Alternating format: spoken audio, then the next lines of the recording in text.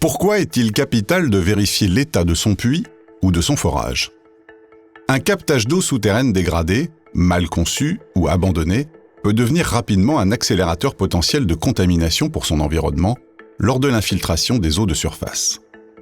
Pour le comprendre, il faut avant tout s'intéresser au parcours de l'eau. Elle a la capacité exceptionnelle, au cours de son cycle d'évaporation,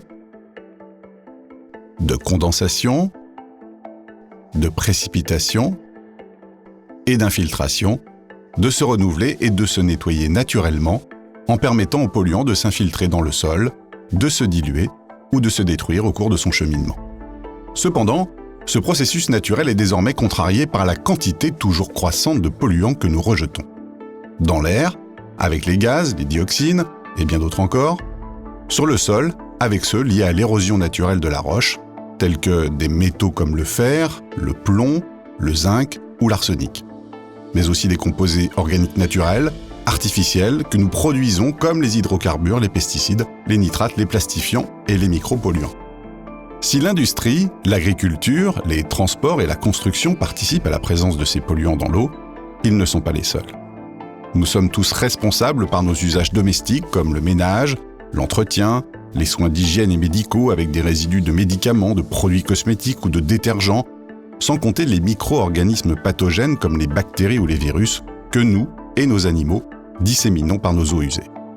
Suivant la perméabilité du sol et l'intensité des chutes de pluie par le chemin le plus court et le plus rapide, une partie de l'eau ruisselle sur le sol avec son bagage de pollution et vient grossir les cours d'eau et les rivières jusqu'à les diffuser dans la nature et se déverser dans nos milieux aquatiques avec des effets néfastes sur la biodiversité et nos ressources en eau.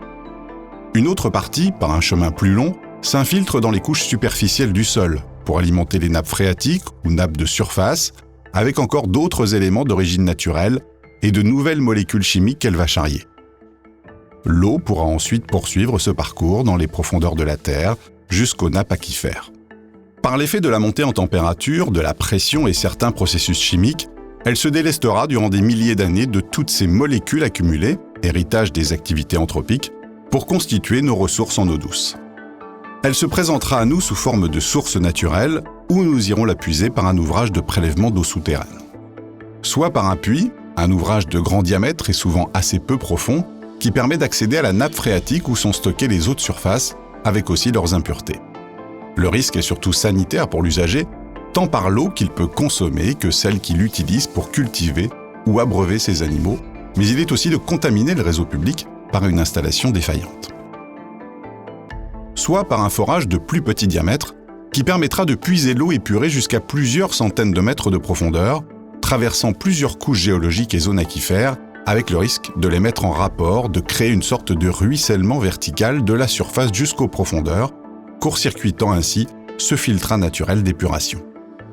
Si les stations de traitement des eaux usées éliminent la plupart de ces molécules, mais pas toutes, 20% des habitants utilisent encore un assainissement non collectif plus ou moins efficace, à proximité duquel on trouve bien souvent un puits ou un forage domestique. Sa dégradation avec le temps ou la mauvaise conception en font un vecteur potentiel idéal de pollution directe des zones aquifères. C'est pour protéger ces longues étapes d'infiltration et de filtration naturelle qu'il est capital de respecter les dispositions de conception et d'usage des ouvrages. C'est aussi pourquoi ces installations doivent être conçues dans les règles de l'art et régulièrement entretenues. Une inspection doit obligatoirement être réalisée pour connaître précisément l'état des lieux des ouvrages, les conséquences que cela peut avoir sur l'environnement et la santé, afin de définir les actions préventives que nous devons assumer en connaissance de cause.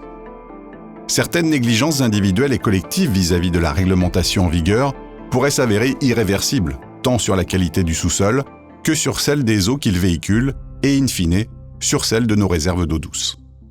L'échelle de temps des processus hydrogéologiques nous impose d'agir maintenant, avant qu'il ne soit trop tard, d'autant plus que nous avons désormais l'obligation de devenir tous responsables et acteurs de notre environnement.